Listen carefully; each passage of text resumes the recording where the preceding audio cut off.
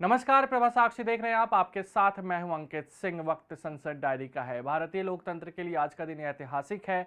आज संसद की कार्यवाही पुराने भवन से नए भवन में स्थानांतरित हुई। सोमवार को पुराने भवन में आखिरी दिन की कार्यवाही थी, जिसमें उसके इतिहास पर चर्चा की गई। आज के दिन की शुरुआत नए संसद भवन में स्थानांतरित होने से कुछ घंटे पहले सामूहिक तस्वीर खिंचवाने के साथ हुई, जिसमें राज्यसभा और लोकसभा के सदस्य पुराने संसद भवन के भीतरी प्रांगण में एकत्रित हुए। इसके बाद सेंट्रल हॉल में एक कार्यक्रम हुआ, जिसमें प्रधानमंत्री नरेंद्र मोदी, राज्यसभा के सभापति और उपराष्ट्रपति जगदीप धनखड़, लोकसभा के स्पीकर ओम बिरला, संसदीय कार्य मंत्री प्रहलाद जोशी, राज्यसभा में विपक्ष के नेता मल्लिकार्जुन खड़गे और नेता सदन पीयूष गोयल ने संबोधित किया। इसी दौरान प्रधानमंत्री ने कहा कि पुराने संसद की गरिमा कम नहीं होनी चाहिए और इसे संविधान भवन के रूप में आगे जाना चाहिए। इसके बाद प्रधानमंत्री नरेंद्र मोदी के नेतृत्व में सांसदों ने नए संसद भवन का रुख किया। इस दौरान सांसदों के हाथों में संविधान की प्रति थी। सांसदों ने उत्साह में नारे भी लगाए। इसके बाद नए संसद भवन में लोकसभा की कार्यवाही शुरू हुई। लोकसभा स्पीकर ओम बिरला ने इसे ऐतिहासिक क्षण बताया और सभी सांसदों से कार्यवाही में सहयोग की अपील की। वहीं प्रधानमंत्री नरेंद्र मोदी ने अपने वक्तव्य में सभी सांसदों से अतीत की कड़वाहट को भूलकर आगे बढ़ने की बात कही है। इस दौरान अधीर रंजन चौधरी का भी संबोधन हुआ। सुनिए किसने क्या कहा। माननीय सदस्यगण, आज हमारे देश के लोकतांत्रिक इतिहास का एक अत्यंत महत्वपूर्ण दिन है, जब हम संसद के नए भवन में लोकसभा की पहली बैठक आरंभ कर रहे हैं। हमारा सौभाग्य है कि हमें संसद के पुराने और नए दोनों भवनों में अपने संसदीय दायित्वों के सम्यक निर्वहन का अवसर मिला। इस ऐतिहासिक अवसर का साक्षी बनने का अवसर हमें मिला है। इस शुभ अवसर पर मैं आप सबको शुभकामनाएं देता हूं, बधाई देता हूं। आज हम सबके लिए शुभ दिन है। मैं सभी को भी गणेश चतुर्थी की भी बहुत बहुत शुभकामनाएं, बधाई देता हूं। माननीय सदस्यगण, आज हम अपने देश के उन संस्थापकों, राष्ट्र निर्माताओं को स्मरण करते हैं और उन्हें श्रद्धांजलि देते हैं, जिनके संघर्ष एवं बलिदान के कारण हमें आज़ादी मिली। उन्होंने एक ऐसा संविधान दिया जो जनता को केंद्र में रखकर राष्ट्र के प्रत्येक नागरिकों की प्रगति को सुनिश्चित करता है। माननीय सदस्यगण, जो हमारी श्रेष्ठ संसदीय परंपराएं, परिपाटियां और अनुभव रहे, हम इस नए भवन में उन श्रेष्ठ परंपराओं को आगे बढ़ाएंगे। जो हमारे अच्छे अनुभव रहे उनको आगे बढ़ाएंगे और जो हमारे अच्छे अनुभव नहीं रहे उन अनुभवों को त्याग करेंगे। ये हम संसद की उच्च मर्यादा, प्रतिष्ठा कायम करें। हम नए भवन में नए विचारों के साथ लोकतंत्र की संस्कृति को, चर्चा संवाद की श्रेष्ठ परंपराओं को स्थापित करें। हम सदन में शालीनता और मर्यादा से अपने विचारों को रखें। सहमति असहमति लोकतंत्र का मूल मंत्र है, किंतु हम उसे गरिमा के साथ व्यक्त करें, मुद्दों पर चर्चा करें। हमारा यह सदन स्वस्थ चर्चा और संवाद का केंद्र बने। आज प्रथम दिवस के प्रथम सत्र में नए सदन में आपने मुझे बात रखने के लिए अवसर दिया है, इसलिए मैं आपका बहुत बहुत आभार व्यक्त करता हूँ। इस नए संसद भवन में मैं आप सभी माननीय सांसदों का भी हृदय से स्वागत करता हूँ। ये अवसर कई मायनों में अभूतपूर्व है। आज़ादी के अमृत काल का ये उषा काल है और भारत अनेक सिद्धियों के साथ नए संकल्प लेकर के नए भवन में अपना भविष्य तय करने के लिए आगे बढ़ रहा है। आदरणीय अध्यक्ष जी, आज संवत्सरी का भी पर्व है। ये अपने आप में एक अद्भुत परंपरा है। इस दिन को एक प्रकार से क्षमा वाणी का भी पर्व कहते हैं। आज मिच्छामि दुक्कड़म कहने का दिन है। ये पर्व मन से, कर्म से, वचन से अगर जाने अनजाने किसी को भी दुख पहुंचाया है तो उसकी क्षमा याचना का अवसर है। मेरी तरफ से भी पूरी विनम्रता के साथ, पूरे हृदय से आप सभी को, सभी सांसद सदस्यों को और सभी देशवासियों को मिच्छामि दुक्कड़म। आज जब हम एक नई शुरुआत कर रहे हैं तब हमें अतीत की हर कड़वाहट को भुलाकर आगे बढ़ना है। इस स्पिरिट के साथ जब हम यहां से, हमारे आचरण से, हमारी वाणी से, हमारे संकल्पों से जो भी करेंगे, देश के लिए, राष्ट्र के एक एक नागरिक के लिए वो प्रेरणा का कारण बनना चाहिए और हम सबको इस दायित्व को निभाने के लिए भरसक प्रयास भी करना चाहिए। माननीय अध्यक्ष जी, अभी चुनाव तो दूर है और जितना समय हमारे पास बचा है इस पार्लियामेंट के, मैं पक्का मानता हूं कि यहां जो व्यवहार होगा ये निर्धारित करेगा कि कौन यहां बैठने के लिए व्यवहार करता है और कौन वहां बैठने के लिए व्यवहार करता है।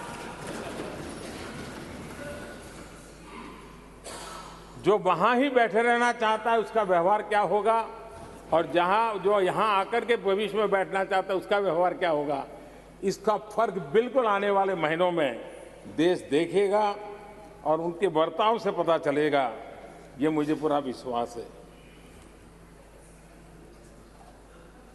आदरणीय अध्यक्ष जी, हमारे यहाँ वेदों में कहा गया है, सम्यच्च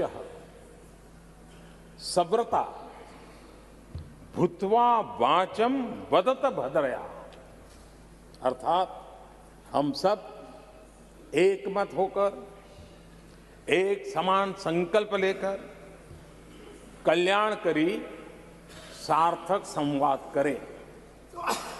यहां हमारे विचार अलग हो सकते हैं, विमर्श अलग हो सकते हैं, लेकिन हमारे संकल्प एकजुट ही होते हैं, एकजुट ही रहते हैं और इसलिए हमें उसकी एकजुटता के लिए भी भरपूर प्रयास करता रहना चाहिए। ये हमारे ये विरासत आज हम कल दूसरों ने ये लेते आगे निकलेंगे। सर, मैं सर्वप्रथम हमारे प्रधानमंत्री जी और आप सबके सामने मैं एक बात कहना चाहते हैं, जो भी करे आप लोग ये मान के चलिए कि हमारे लिए संविधान सर्वोपरि है। ये संविधान मान लीजिए हमारे लिए गीता, कुरान और बाइबल से कमी नहीं है। ये संविधान जिसमें लिखा हुआ है सत्यमेव जयते, ट्रूथ ऑलवेज प्रिवेल्स। हम भी चाहते हैं कि सत्य की मार्ग पर हम आगे निकले और हमारे देश को सारे दुनिया में हम रोशन करें। सर, ये संविधान में ये लिखा गया पहली पन्नों में, जिसको हम कहते हैं कि प्रीएम्बल, ये प्रीएम्बल में ये लिखा गया, we the people of India, we the people of India having solemnly resolved to constitute India into a sovereign democratic republic and to secure to all its citizens. Sir, the people of India having solemnly resolved to constitute India into a sovereign, secular, socialist, democratic republic and to secure to all its citizens justice. Justice for what? Social justice, economic and political justice. Liberty. Liberty for what? Liberty of thought, expression, belief, faith and worship. Sir हो गया sir?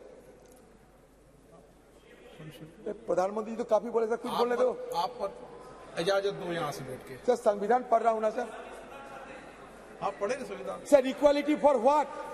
Equality of status and of opportunity and to promote among them all fraternity. Fraternity for what? Assuring the dignity of the individual and the unity of the nation. In our Constituent Assembly, this 26th day of November 1949, do hereby adopt, enact and give to ourselves this Constitution. Sir, मैंने इसलिए पढ़ा, इसमें लिखा है we the people of India.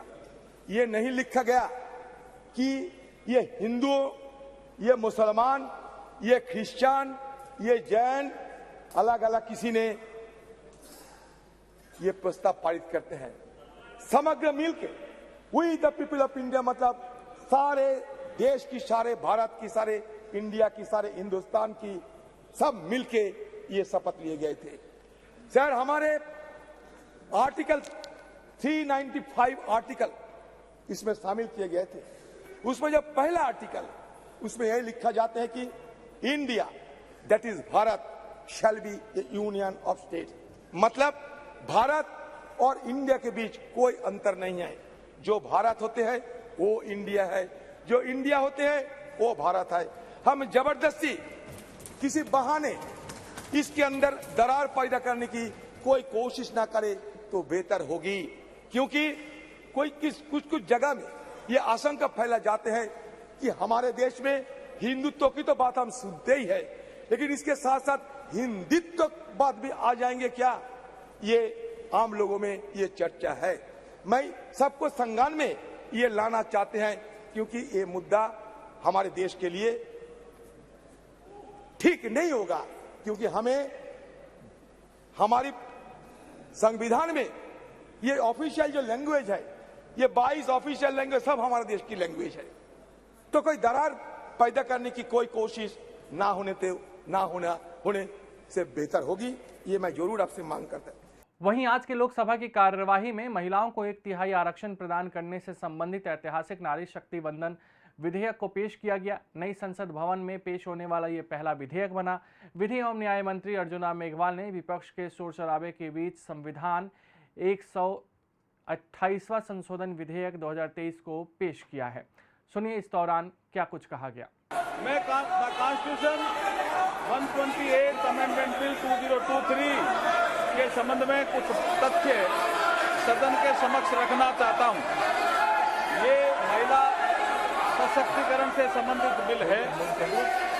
इस bill के माध्यम से हम आर्टिकल 239AA, 330A और 332A और 334A इनमें संशोधन कर रहे हैं संविधान में। अध्यक्ष जी, 239AA के माध्यम से 33% सीटें national capital territory of Delhi के लिए महिलाओं के लिए रिजर्व होगी। आर्टिकल 330A के माध्यम से तो रिजर्वेशन ऑफ सीट्स और SC/ST in house of people है। हाउस ऑफ पीपल इसमें मैं आपको बता रहा हूँ कौन से उसमें है। आर्टिकल 332A है, इस चीज में है।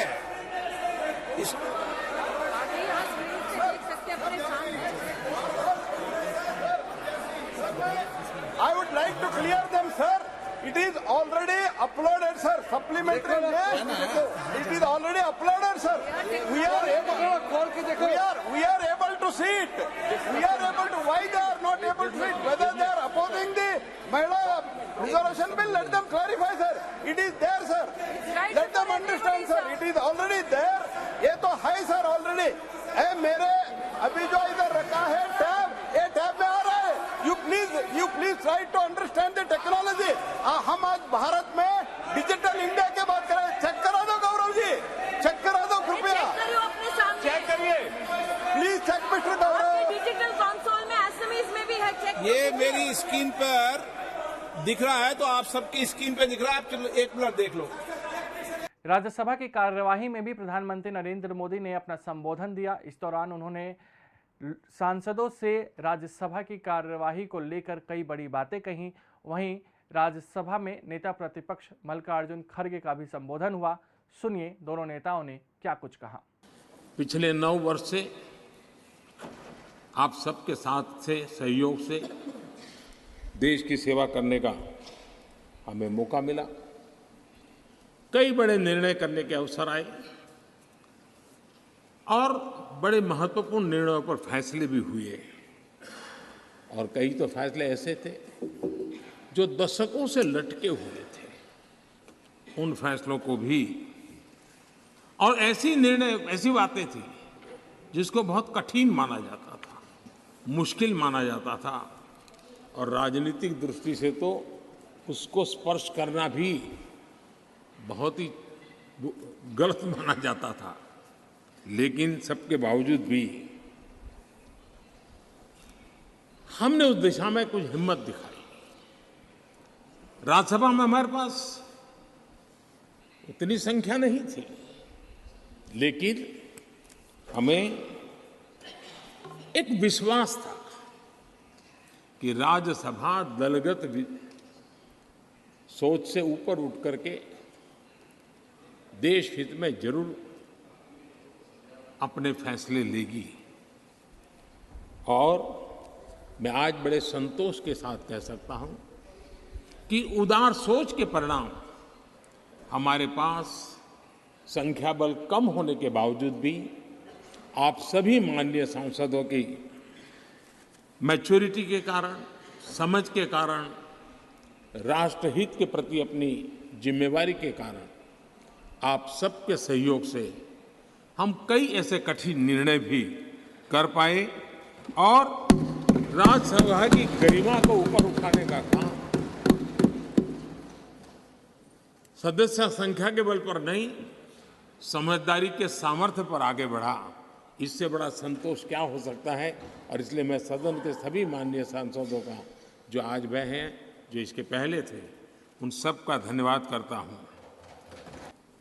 हमारे फेडरल स्ट्रक्चर को की एक ताकत है, उसने अनेक संकटों का सामना किया है और हमने सिर्फ संकटों के समय नहीं, उत्सव के समय भी दुनिया के सामने भारत की उस ताकत को पेश किया है जिससे दुनिया प्रभावित हुई है। भारत की विविधता, भारत के इतने राजनीतिक दल, भारत में इतने मीडिया हाउसेस, भारत के इतना रहन सहन, बोलियां, ये सारी चीजें G20 समिट में, राज्यों में जो समिट हुई, क्योंकि दिल्ली में तो बहुत देर से आए, लेकिन उसके पहले देश के 60 जितने शहरों में 220 से ज्यादा समिट होना और हर राज्य ने बढ़ चढ़ करके बड़े उत्साह के साथ विश्व को प्रभावित करें, इस प्रकार से मेहमान नवाजी भी की और जो डेलिब्रेशंस हुए उसने तो दुनिया को दिशा देने का सामर्थ्य दिखाया है। और ये हमारे फेडरलिज्म की ताकत है और उसी फेडरलिज्म के कारण और उसी कोऑपरेटिव फेडरलिज्म के कारण आज हम यहाँ प्रगति कर रहे हैं। पहले थोड़ा बैकवर्ड क्लासेस को रिजर्वेशन देने की बात थी। शेड्यूल कास्ट तो इजी था उनका, क्योंकि उनको ऑलरेडी कॉन्स्टिट्यूशनल रिजर्वेशन रहने की वजह से 1/3 इजीली उसमें आता था। लेकिन बैकवर्ड क्लासेस और उनको इसमें जरा थोड़ी सी आगे पीछे होने का संभव इसलिए है कि अनलेस कॉन्स्टिट्यूशनल अमेंडमेंट 1/3 बैकवर्ड को देने का अगर नहीं होता तो नेचुरली वहाँ के महिलाओं को नहीं मिलता। और अगर आप नहीं करेंगे तो सिर्फ उन बैकवर्ड क्लासेस को अन्याय होगा। क्यों अन्याय होगा कि चुन चुन के लोग ऐसा करते हैं हमेशा लेडीज़ के लिए, यानी बैकवर्ड क्लास के लेडीज़ में, शेड्यूल कास्ट लेडीज़ में उतने पढ़े लिखे नहीं हैं और उनकी लिटरेसी ये भी साक्षरता भी कम है। वो कम रहने के वजह से और सभी पॉलिटिकल पार्टियों का, मैं एक पार्टी बोल के नहीं बोलता, सभी पॉलिटिकल पार्टी की एक आदत है कि महिला बोले तो कमज़ोर महिला को दे देते हैं, जो सक्षम है, जो लड़ सकती है। अरे सुनो, तुमको अरे आप टिकट 1/3 टिकट देते वक्त बैठिए, यहाँ 1/3 की बात चल रही है।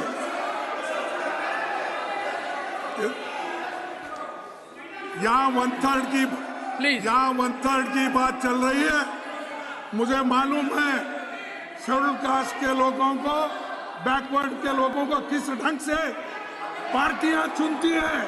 मैंने तो वो बोल रहा हूँ, कुछ नहीं। अगर आप भी लेना चाहते हैं देश दुनिया की तमाम जानकारी तो आज ही सब्सक्राइब करें हमारे चैनल को। साथ ही नीचे दिए बेल आइकन को जरूर दबाएं ताकि हर अपडेट आप तक पहुंच सके।